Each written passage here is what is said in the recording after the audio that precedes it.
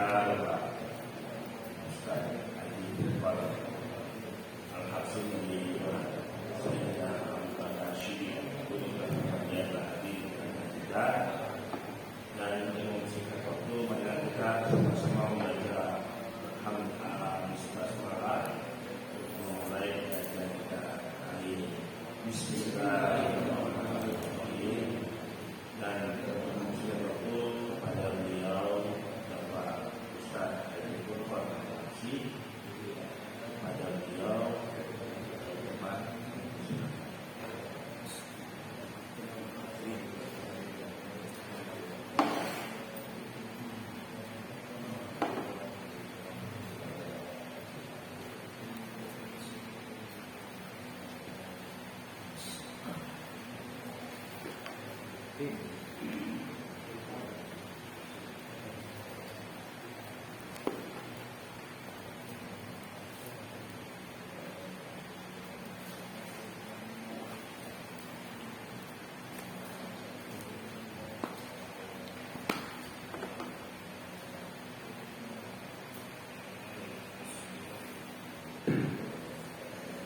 Bismillahirrahmanirrahim.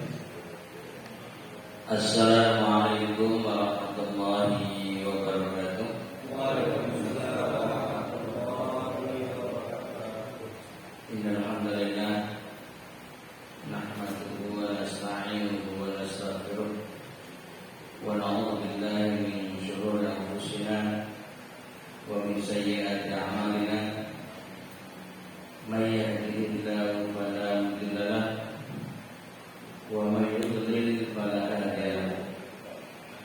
Asyhadu an la ilaha illallah wahdahu la syarika lahu wa asyhadu anna Muhammadan 'abduhu wa rasuluh la nabiyya ba'dahu. Amma ba'd.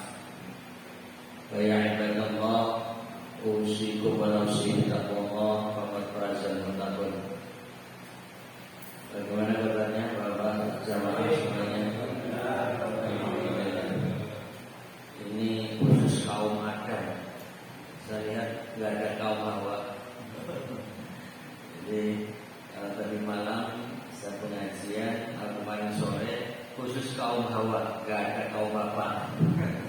Ini saya datang khusus kaum Bapak, nggak ada kaum Hawa. Ya, kadang ada komunitas khusus. Tapi kemarin asar khusus ibu-ibu, sekarang subuh khusus bapak-bapak. Sementara kemarin maghrib itu bapak dan ibu. Ya, alhamdulillah ini dari tempat ke tempat sekarang jamaah pengajian sudah mulai semarak. Kemudian ini tanda-tanda pulihnya suasana.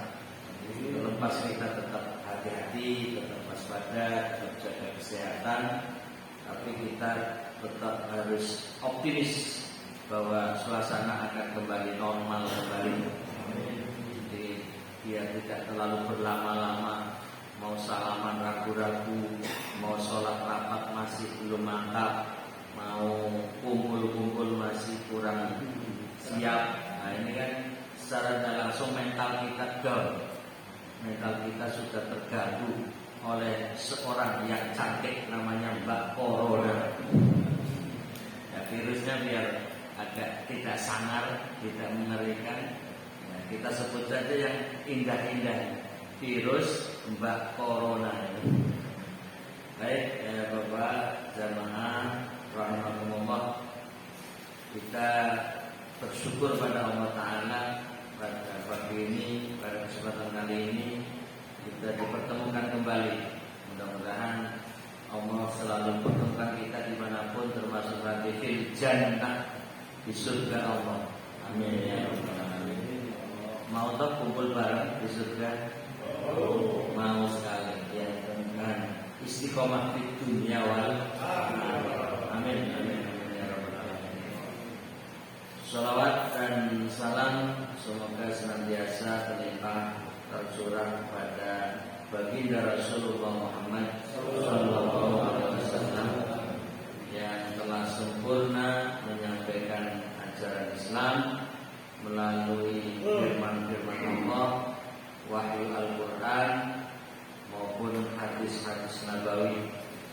di antara Al-Quran yang kita proses mempelajarinya adalah surat-surat yang ada di Juz Amma, surat yang ke-30 dari 30 juz.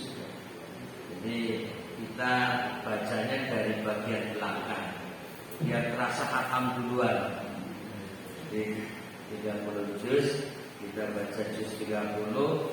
Di juz 30 namanya juz amma, itu pun bukan amma yang tasa'alun yang kita baca duluan, tapi bagian terakhir yaitu surat An-Nas, surat yang ke-114. Nah, pada kesempatan kali ini kita akan masuk pada surat yang ke-109 karena bacanya mundur. 109 yaitu surat Al-Kafirun. Yang sebelumnya kita membaca surat ke-110 yaitu surat An-Nasr. Dan ini sama-sama Makkiyah. Bedanya kalau surat Al-Kafirun termasuk surat generasi awal, karena tertulis di catatan sini dalam kurung sebelah kiri angkanya berapa itu Bapak? 18. Karena pada pertemuan yang lalu saya salah baca, itu di surat An-Nasr Makkiyah dalam kurung mestinya 114 ya, 114. Tapi saya melihatnya seperti 3 gitu. Terima kasih Pak Farid kemarin mengingatkan, itu 100 berapa Pak? 114. Yaitu tertulisnya 114, saya melihatnya sebagai angka 3 ya. Ini perbaikan, jadi untuk revisi. Kalau kemarin bacanya 113, yang benar 114. Ya, mudah-mudahan kesalahan itu bisa dimaafkan. Namanya manusia pasti ada salahnya. Tidak semua kita selalu benar. Kadang ada juga salah al-lisan, ma'anul khata' wal isyan. Namanya manusia itu tempat salah dan lupa. Kita semua. Jadi kita harus legowo ya, longgar hati, tidak merasa benar sendiri.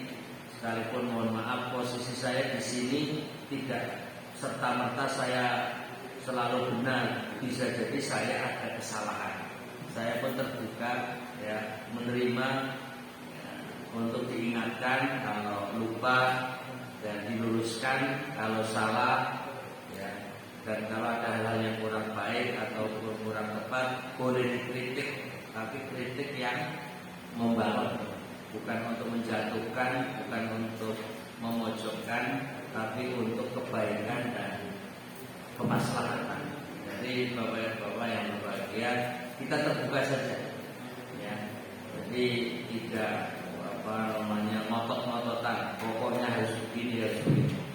Karenanya mari kita baca dengan tenang, dengan pikiran yang jernih, hati yang tenang.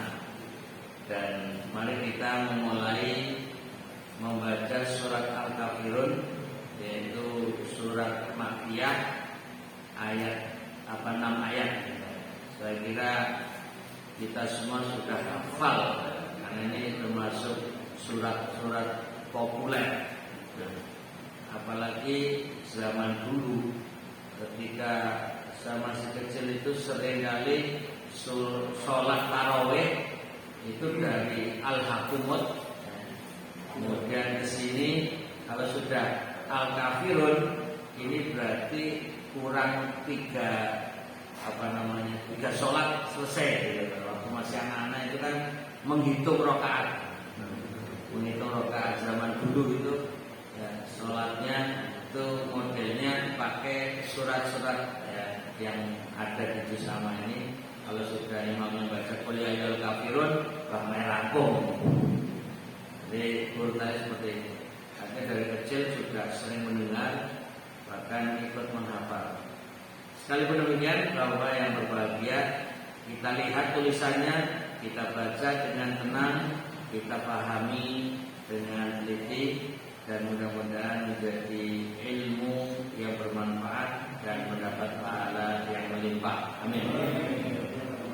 Kita mulai dulu. A'udzu billahi minasy syaithanir rajim. A'udzu billahi minasy syaithanir rajim. Bismillahirrahmanirrahim.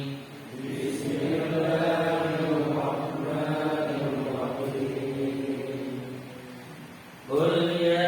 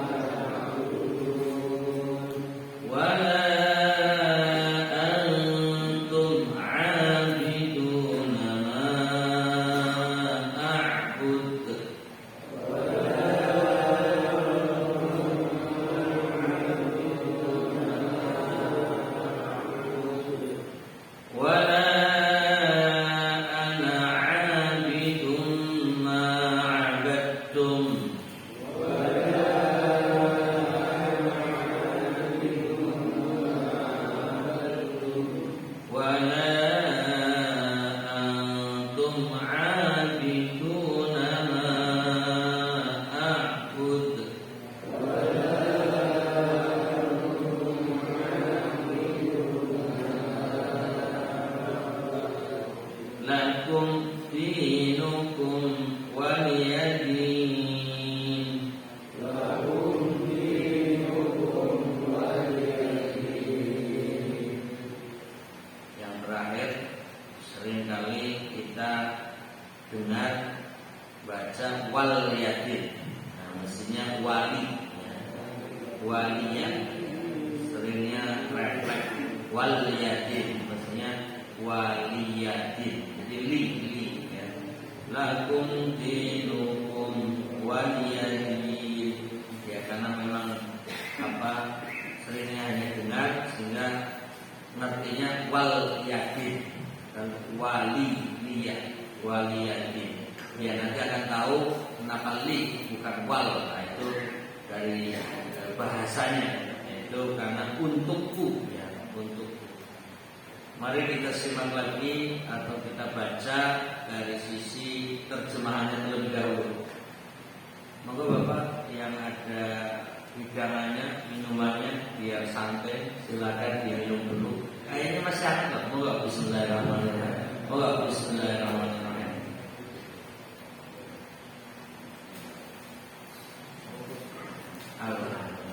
Moga santai saja biar hangat badannya ya. Semangat menyimaknya.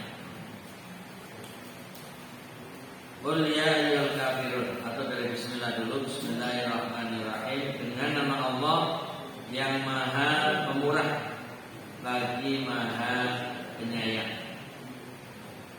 Qul, katakanlah, ya ayyuhal kafirun, hai orang-orang kafir. La a'budu, aku tidak akan menyembah ma ta'budun, apa yang kalian sembah. Wala antum abiduna, dan kalian bukan menyembah ma a'budu, Tuhan yang aku sembah.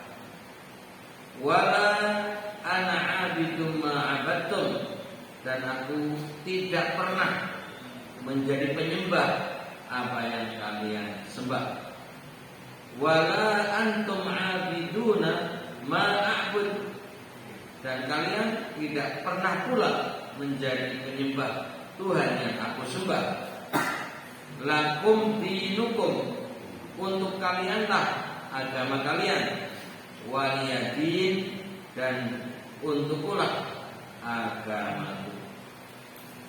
Alhamdulillah, baik membaca ayat-ayatnya maupun membaca terjemahannya telah selesai. Kalau begitu sudah cukup kita pulang. Ya kan sudah selesai. Ya, tapi kayaknya kita masih butuh ya, keterangan-keterangan lebih lanjut. Ya, tentu merujuk ke buku ini dulu, yaitu diawali dengan makna keseluruhan, dilanjutkan penjelasan dan pelajaran.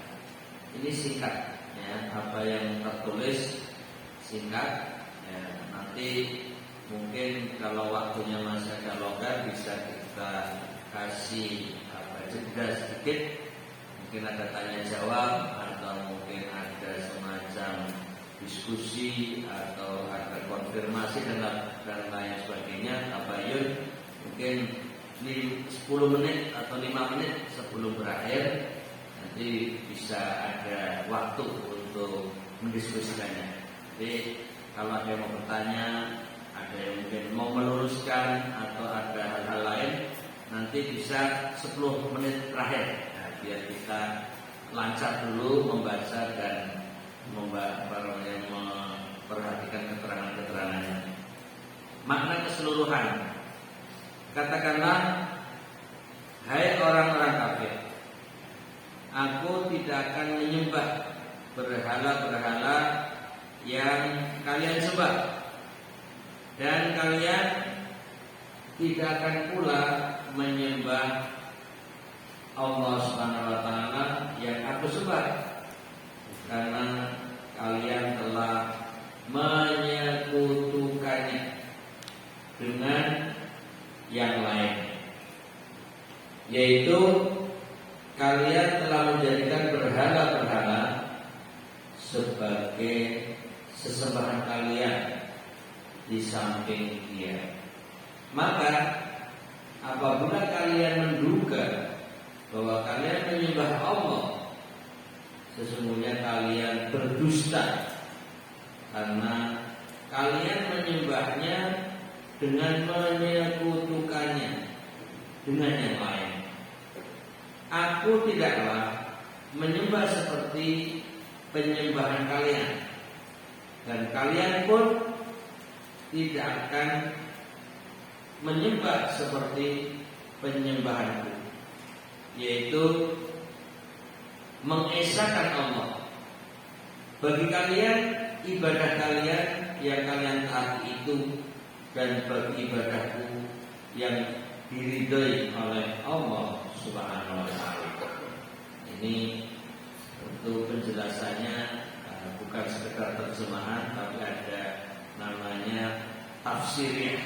Ya, ini ada keterangan, ada penafsiran, sehingga seperti yang terakhir, bagi kalian ibadah kalian yang kalian taati itu, dan bagiku ibadahku yang diridhoi oleh Allah Subhanahu wa taala. Baik, untuk makna umum atau makna keseluruhan ini sudah selesai. Kita masuk pada penjelasan dan pelajaran.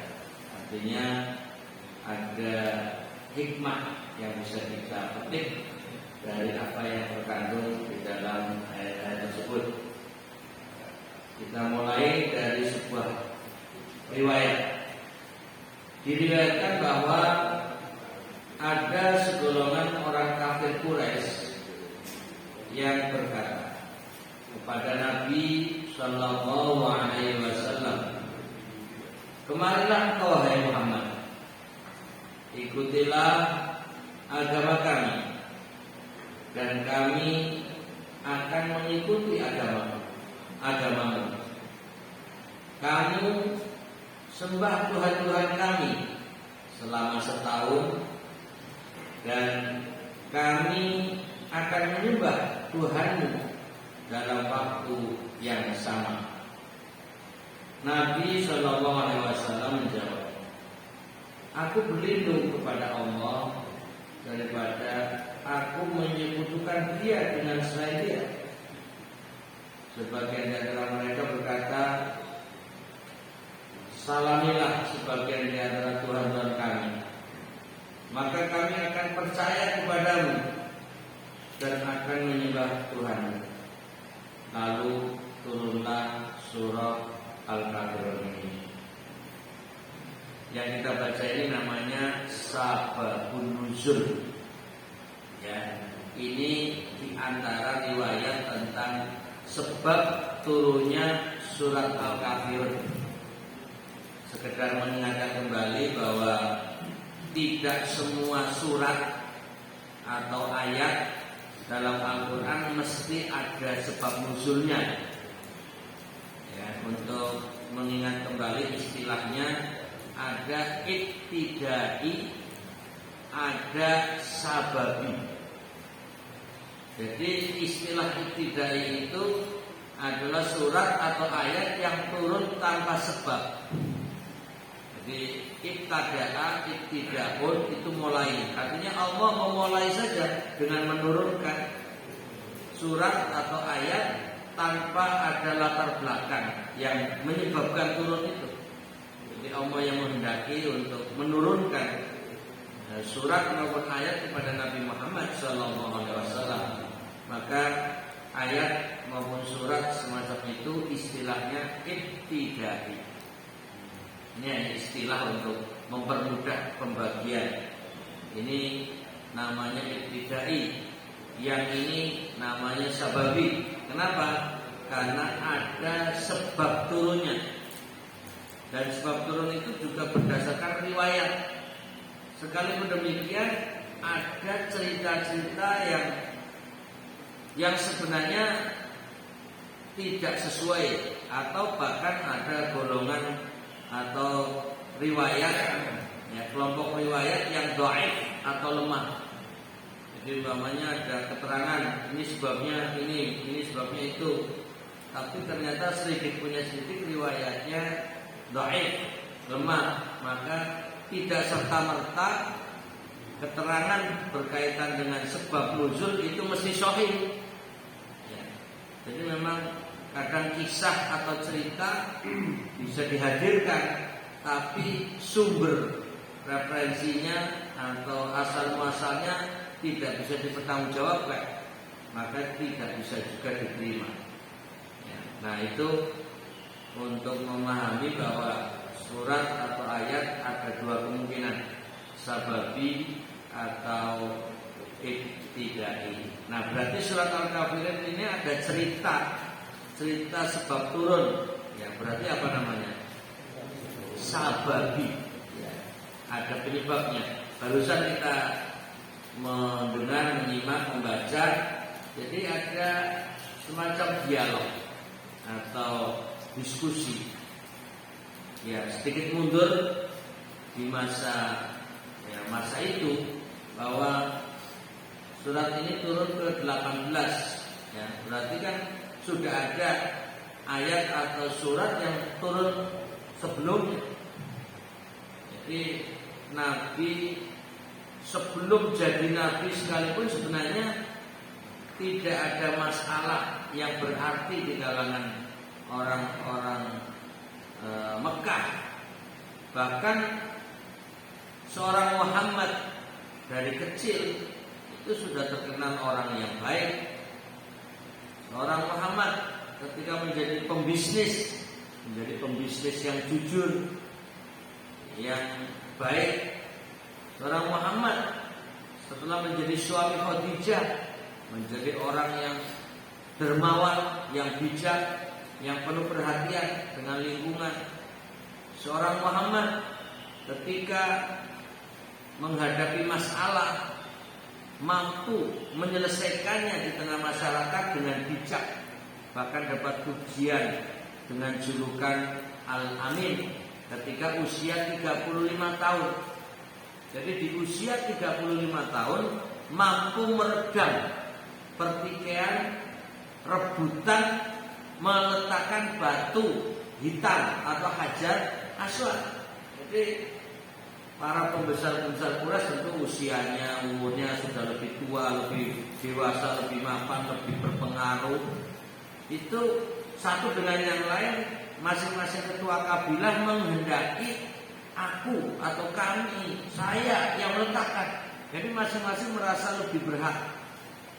Akhirnya dibuatlah semacam sayembara atau peraturan, ya, yang diantaranya siapa yang datang lebih dulu ke Ka'bah di tengah malam, ya, maka dialah orang yang berhak untuk meletakkan Hajar Aswad. Ternyata orang yang pertama adalah Muhammad Sallallahu Alaihi Wasallam. Nah, akhirnya semua rela dan menerima. Ya. Akhirnya silakan, mempersilahkan semua, sepertinya legowo, ikhlas kalau Muhammad yang meletakkan. Tapi apa yang terjadi? Ini saya cerita untuk melatar belakangi, maksudnya cerita masa lalu sebelum turunnya biar ada keterkaitan dan nyambung, bahwa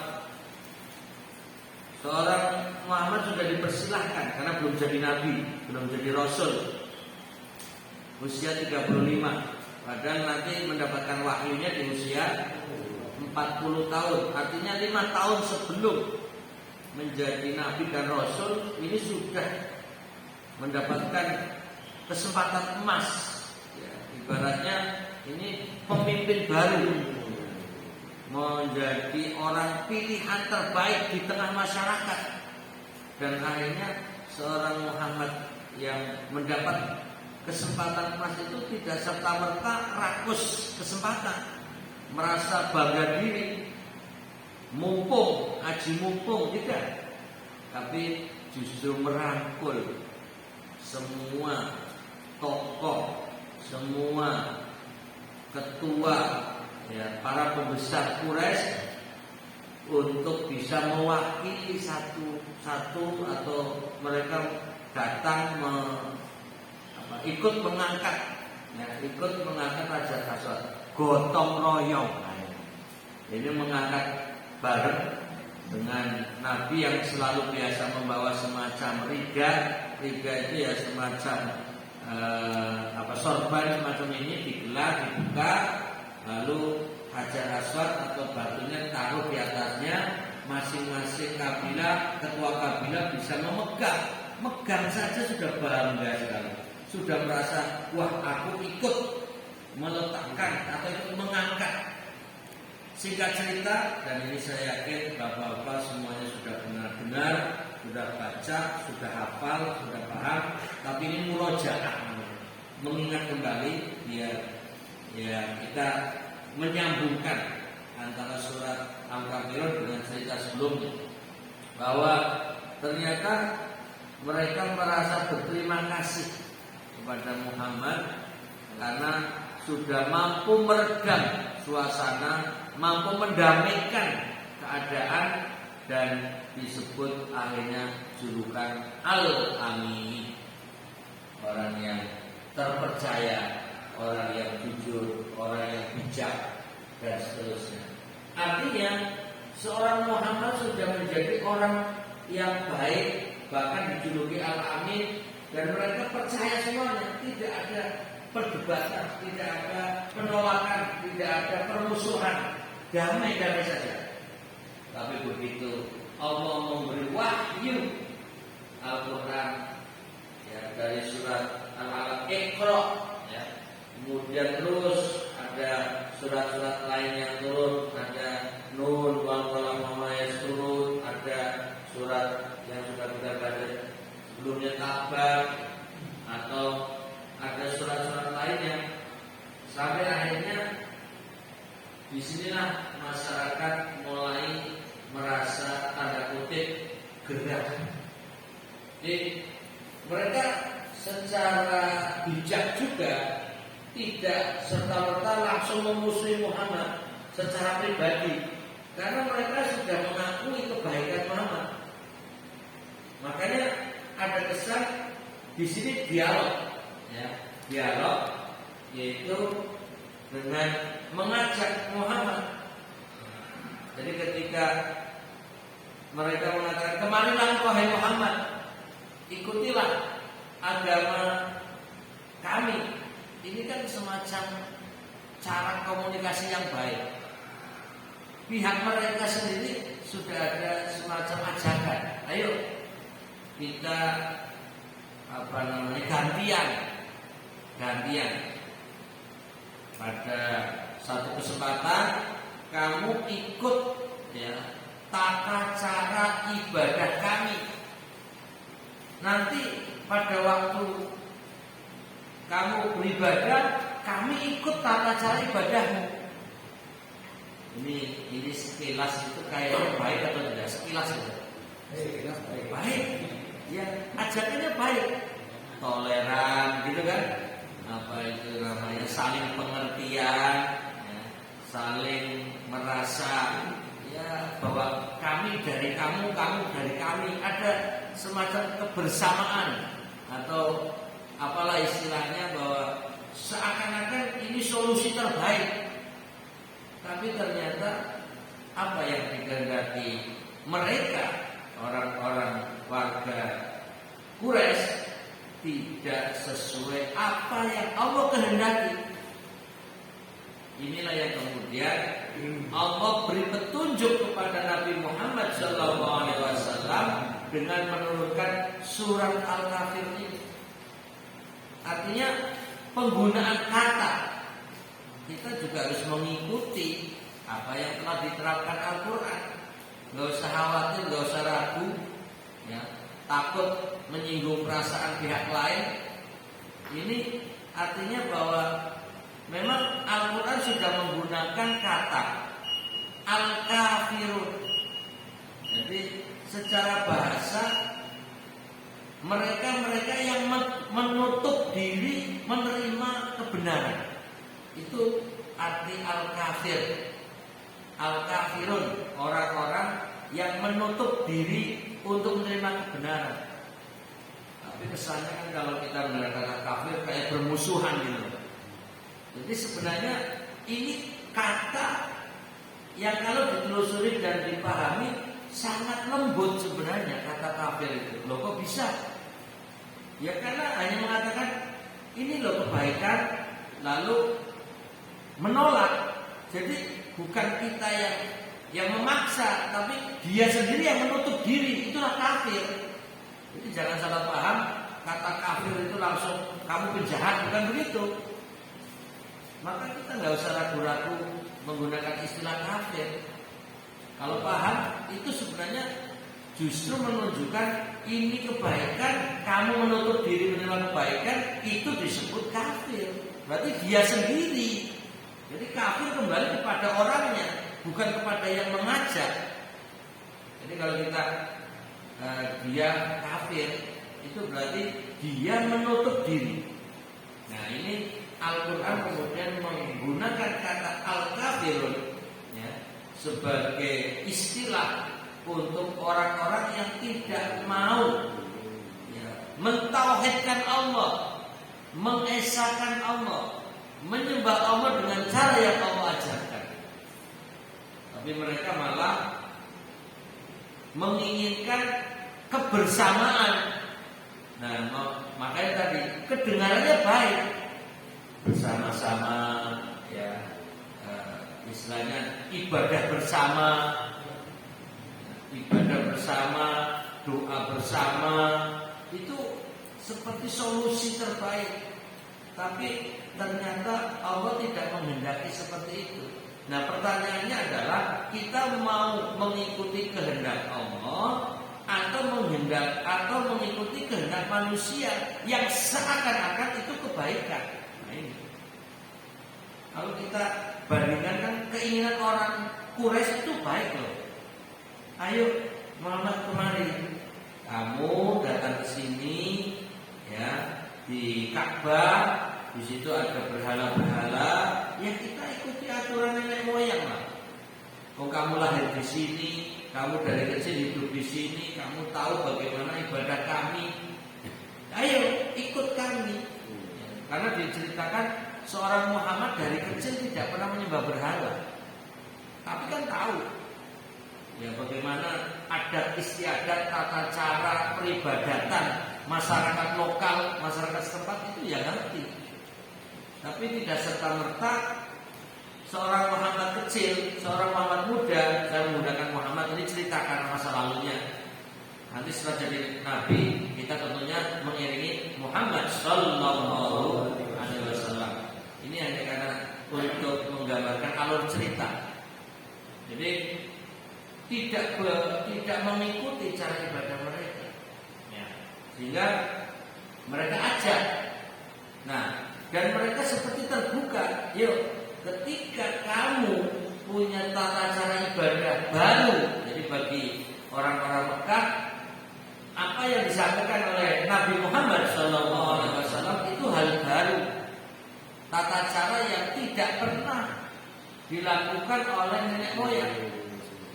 Padahal kalau diperhatikan, adanya Ka'bah itu mestinya ingat nenek moyang. Siapakah yang menambah bangunan atau meninggikan bangunan Ka'bah? Yaitu Nabi Ibrahim alaihissalam dan putranya Ismail alaihissalam. Mereka sendiri lupa. Mereka itu sendiri lupa bahwa adanya Ka'bah justru kembali ke nenek moyang. Dan tata cara ibadah nenek moyang dalam hal ini adalah Nabi Ibrahim alaihissalam, Ismail alaihissalam dengan cara tauhid. Ibadahnya tauhid, tawaf, ya, sa'i atau ibadah haji itu semuanya adalah mentauhidkan Allah. Labbaik, labbaik Allahumma labbaik, labbaik la syarika laka labbaik, innal hamda wan ni'mata laka wal mulk la syarika lak. Itu adalah tauhid. Jadi talbiyah, walaupun diawali dengan labbaik, aku sambut panggilanmu ya Allah, labbaik Allahumma labbaik, la syarika laka, tidak ada sekutu bagimu, labbaik la syarika laka. Nah, ini adalah ajaran-ajaran yang mengajak kepada ketauhidan. Jadi singkatnya, mereka yang kemudian disebut kafir atau kadang-kadang disebut musyrik merasa ini ibadah nenek moyang, dalam arti menyembah berhala atau menjadikan berhala-berhala sebagai alat atau media untuk wasilah, penyalur, ya, penyambung lidah untuk disampaikan kepada Tuhan-Tuhan yang mereka yakini. Nah, ini tentu untuk menggambarkan bahwa apa yang diajak mereka, sekalipun kedengarannya indah, untuk tetap menjaga kerukunan, untuk tetap menjaga kebersamaan, ternyata apa yang diniatkan mereka, apa yang mereka inginkan tidak sesuai dengan apa yang Allah kehendaki. Nah, ini untuk menjadi prinsip. Jadi tidak serta-merta kita harus selalu demi kebersamaan, demi kerukunan, mengorbankan tauhid. Nah, jadi jangan demi biar kita damai, demi biar kita rukun, demi seakan-akan itu baik. Padahal justru itulah yang menjadi persoalan utama di saat Nabi berhadapan dengan orang-orang Quraisy. Nah, ini yang sering kita lupa. Dan sama juga sebagian masyarakat kita kadang lupa bahwa sejarah berdirinya Republik Indonesia sampai seperti umpamanya munculnya, ya, Pancasila, itu justru yang menyusun adalah para ulama, para kiai, ya. Tapi kadang-kadang malah diputar-balikan seakan-akan malah umat Islam anti Pancasila, umat Islam tidak menerima Pancasila. Ini yang kebalik-balik itu. Nah, negara ini yang dibangun oleh ulama-ulama, mesti kita umat Islam ya sepaham dan sejalan. Tapi seakan-akan malah justru yang umat Islam sebagai pendukung disalah-salahkan, dituduh-tuduh. Nah, ini yang seringkali gagal paham. Sama orang-orang kafir, orang-orang Quraisy, masyarakat itu seakan-akan apa disampaikan Nabi Muhammad ini hal baru, bahkan tidak sejalan dengan apa yang disampaikan nenek moyang. Padahal justru mengembalikan pada asal ibadah tauhid la ilaha illallah. Dan adapun seperti menyembah ke berhala itu yang perlu ditiadakan. Tapi ya sekali lagi ketika mereka diajak, ya tentu namanya keyakinan yang merasa ini kebenaran bagi hati mereka, sulit untuk berubah, sulit untuk pindah. Kita pun menjadi orang yang juga toleran. Jadi dari ayat-ayat yang kita baca, namanya memang ini ayatnya agak orang yang telinganya seperti tidak memahami makna kata kafirun seperti panggilan jelek. Qul ya ayyuhal kafirun. Katakan, hai orang kafir. Jadi sekali lagi kata orang-orang kafir itu kalau dipahami dengan pendekatan bahasa, kita jadi ngerti. Wahai orang-orang yang menutup diri dari kebenaran. Itu kan artinya bukan salah kita yang ngajak kebaikan, tapi dianya yang tidak mau membuka hati, membuka diri untuk menerima kebenaran. Jadi ya nggak masalah kita menggunakan kata kafir. Kenapa kita kemudian seperti berat dan bahkan merasa menyinggung perasaan? Sehingga jangan bilang kafir lah, apa non muslim. Ini seakan-akan kata kafir ini alergi. Kafir ini suatu kata yang mengandung kebencian, membenci. Bukan, tidak begitu. Ini Quran, ini Allah sudah milih kata yang terbaik untuk istilah. Orang yang tidak mau menerima kebenaran disebut kafir. Orang yang tidak bertauhid la ilaha illallah disebut kafir. Sudah. Kok sepertinya ke orang Islam, wah iya ya, nggak enak mah, kita jangan bilang kafir. Terus non muslim. Nah ini seperti kita sendiri ketakutan, khawatir, menyinggung perasaan. Justru kita menghormati mereka. Ya, dengan bahasa ya sudah, kalian yang tidak mau menerima kebenaran, wahai orang-orang yang tidak mau menerima kebenaran, atau wahai orang-orang yang menutup diri dari menerima kebenaran. Ya sudah.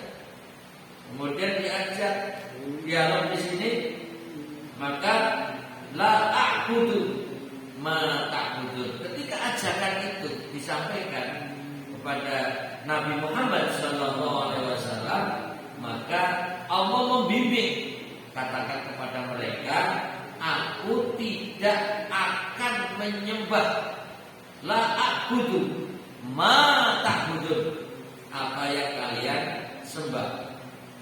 Dan Allah tahu, sehingga kemudian membimbing kepada Nabi Muhammad SAW untuk mengatakan kepada mereka, wala antum abiduna, dan kalian bukan penyembah Tuhan yang ma'abud, aku sembah. Jadi sudah, berarti ya sudah, ini menjadi prinsip masing-masing. Wala ana abidum ma'abadun, dan aku tidak pernah menjadi penyembah apa yang kalian sembah. Jadi kalau kita perhatikan di halaman 33, Bapak Ibu, Bapak, ini kurang 5 menit. Di situ setiap ayat ada keterangan di bawahnya. Maksudnya Tuhan yang aku sembah bukanlah seperti apa yang kalian sembah. Pada ayat selanjutnya, wala antum abidu nama abud, ya, maksudnya sesembahan kalian berbeda dengan sembahanku. Kemudian ayat berikutnya, wala a'budu wala ana abidu ma'abatum, ya, dan aku tidak pernah menjadi penyembah apa yang kalian sembah. Ayat ini mengukuhkan, ya, ada kata-kata mengukuhkan pengertian yang terkandung pada ayat yang sebelumnya. Jadi mengulang kata atau membuat pernyataan yang lebih kuat. Tadinya di ayat 2 la a'budu, di ayat 4 la ana abid. Itu secara bahasa artinya sama. La a'budu, aku tidak menyembah.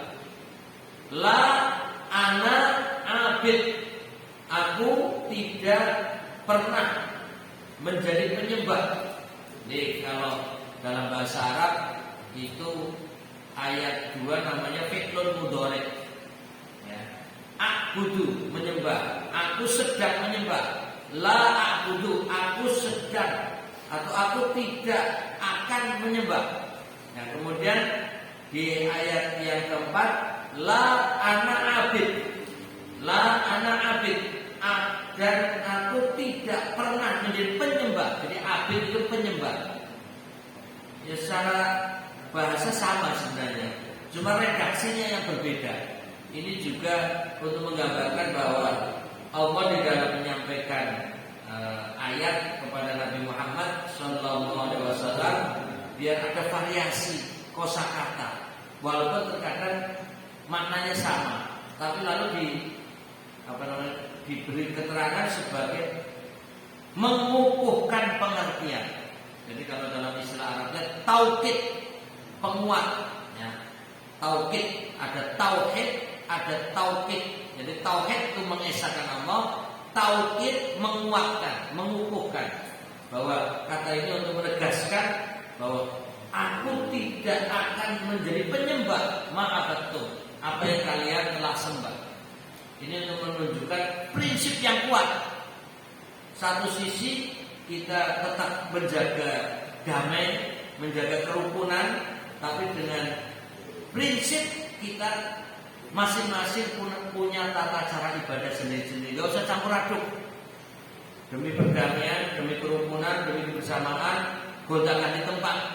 Kadang di masjid, kadang di gereja, kadang di wihara, kadang di, nah itu namanya tidak punya prinsip. Seakan-akan damai, seakan-akan ini adalah kebaikan, tapi itu justru menunjukkan tidak punya prinsip.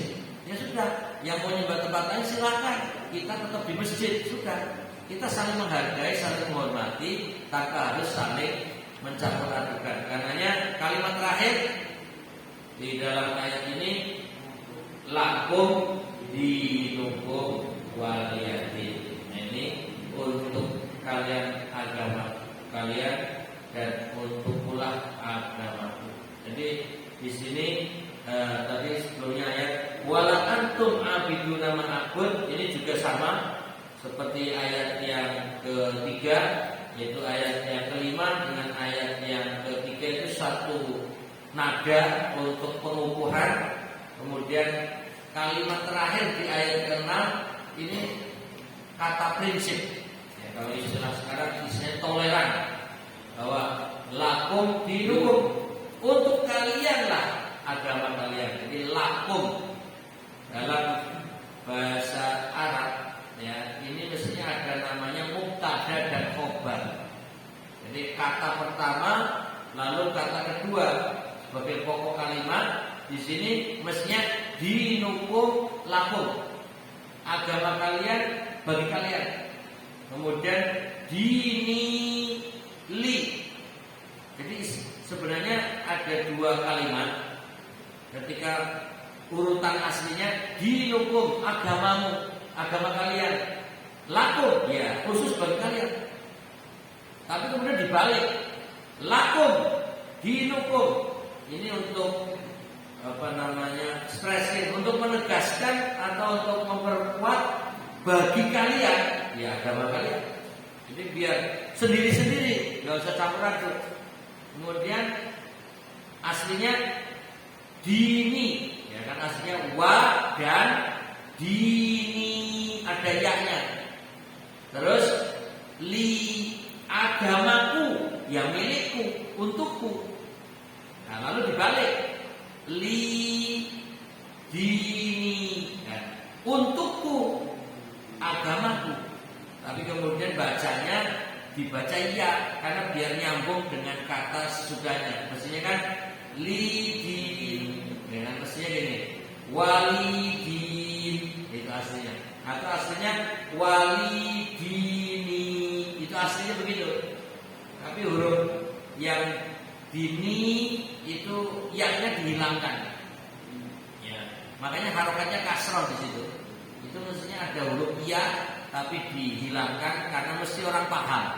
Bagi orang Arab mesti paham. Jadi wali dini dan untuk pula ya, agamaku.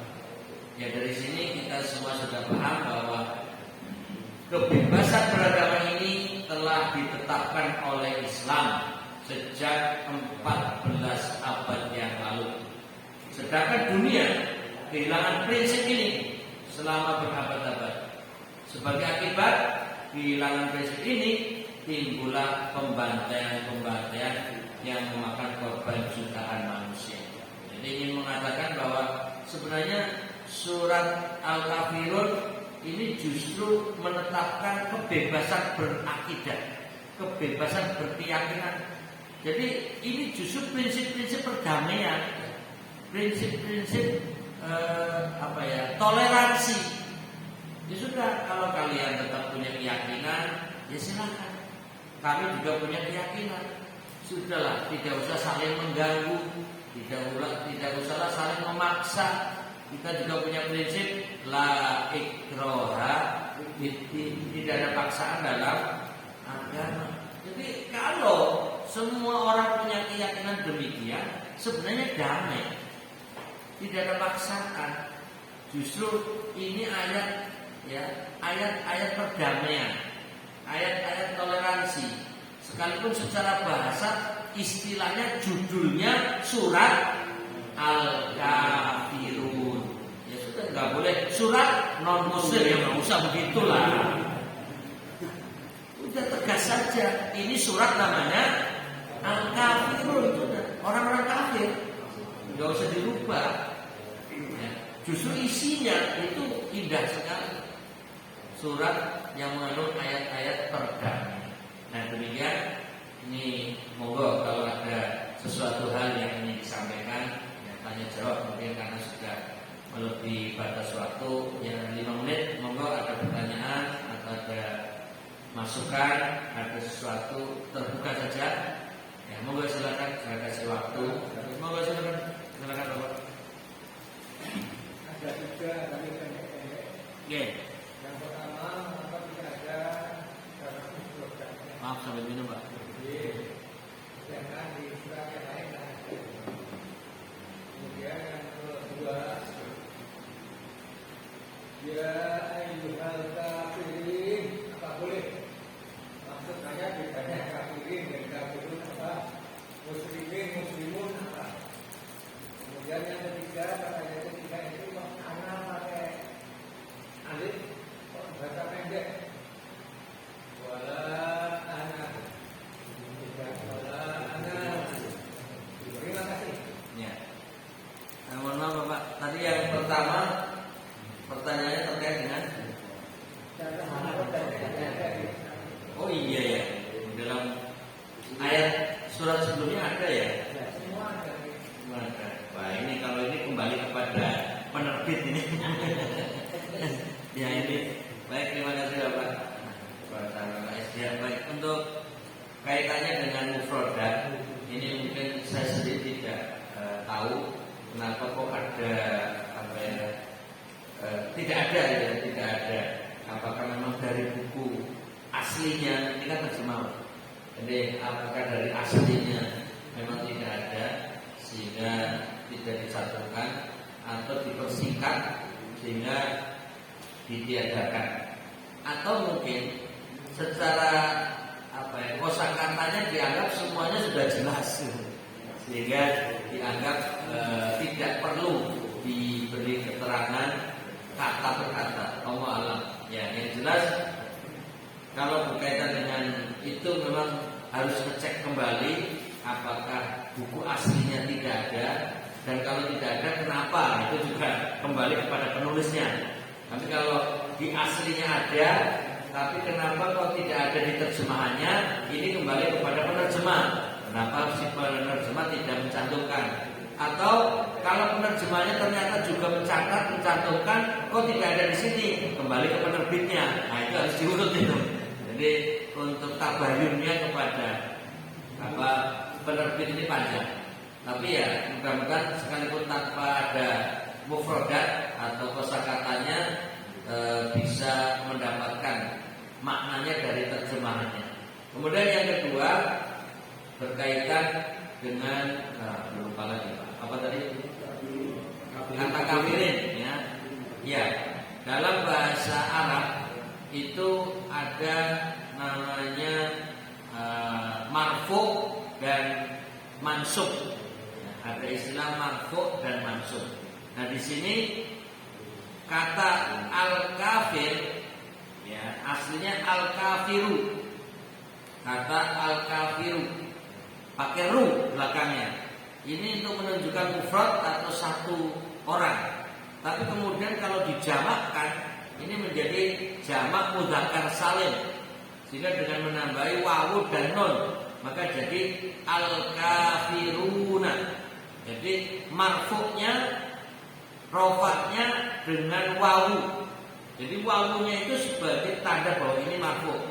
Nah, kalau kata setelah ayyuha, ya ayyuha itu sesudahnya marfu'. Ya ayyuhal kafirun, ya ayyuhal muslimun, ya ayyuhal mu'minun. Itu mesti un semua. Itu namanya marfu'. Ya. Tapi kalau bahasa kita kan sering kaum muslimin, gitu kan? Kaum mukminin. Nah, ini sepertinya sudah menjadi bahasa harian ya. Ya, itu nanti mansubnya atau majrurnya al-kafirun dengan ya. Ya, dengan ya. Maka kalau kita bilang kafirin ya, kemudian mukminin, muslimin, itu in-nya itu karena menunjukkan ada dua kemungkinan, mansub atau majrur kalau dalam bahasa Arab, ya kan? Kalau secara bahasa tidak berubah, kalau secara makna, secara bahasa berubah, secara makna tidak berubah. Artinya perubahan dari un menjadi in itu tergantung di mana letak kata itu. Jadi kalau di posisi marfu, kafirun, muslimun, mukminun, ya. Tapi ketika di posisi mansub, kafirin, mukminin, muslimin, ya itu pakai in sebagaimana di posisi majrur sama. Nah, biasanya dalam bahasa kita kaum mukminin, ya, orang-orang beriman, ya kan? Muslimin, orang-orang Islam, kafirin, orang-orang kafir itu biasanya diposisikan sebagai mansub. Ya, itu namanya ya istilahnya kata yang biasanya untuk menunjukkan panggilan tapi tanpa ada kata ya ayyuha. Ya. Jadi unadi, aku panggil ya mukminin, orang mukmin. Jadi di posisi mansub karena maf'ulun bihi, objek, sebagai objek kata unadi, aku panggil. Tapi kata unadinya, aku panggilnya dihilangkan, yang terucap hanya mukminin. Seakan-akan aku panggil kaum mukminin, aku panggil kaum muslimin. Musliminnya itu seperti mansub karena ada kata unadi, aku panggil, tapi tidak diucapkan. Nah itu, tapi secara makna tetap sama, baik mukminin, mukminun, ya, muslimin, muslimun, kafirin, kafirun itu sama. Cuma mungkin perasaan saja ketika bilang kafirun agak halus, tapi kafirin ya marah. Padahal sama itu. Secara bahasa artinya berubah pengucapannya, tapi secara makna artinya sama. Kemudian kalau mengenai tata cara bacaan anak, ya, kok beda gitu kan? Kalau sebelumnya ada nggak kata anak? Dalam ayat ini anak cuma satu ya. Di sini kan wala ana abidum ma'abadtum. Nah ini memang pertanyaannya sangat mendalam. Tapi kalau menjawabnya hanya ngikuti aturan dalam ilmu tajwid, ya. Ini maksudnya sudah ilmu tajwid. Jadi wala ana abidum ma'abadtum. Kenapa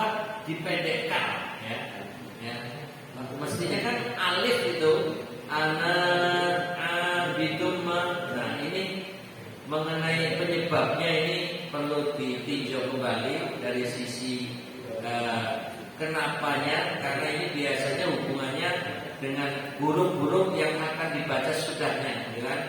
Ini seperti la-nya tetap sama panjang, tapi seperti alif ketemu dengan ain di sini, kayak semacam ancang-ancang untuk mengucapkan ain dianggap mungkin terlalu berat, ya. Nah, itu dalam lafal Arab itu agak berat. Jadi ada bagi orang Arab karena mengucapkan huruf itu mendalam seperti ain.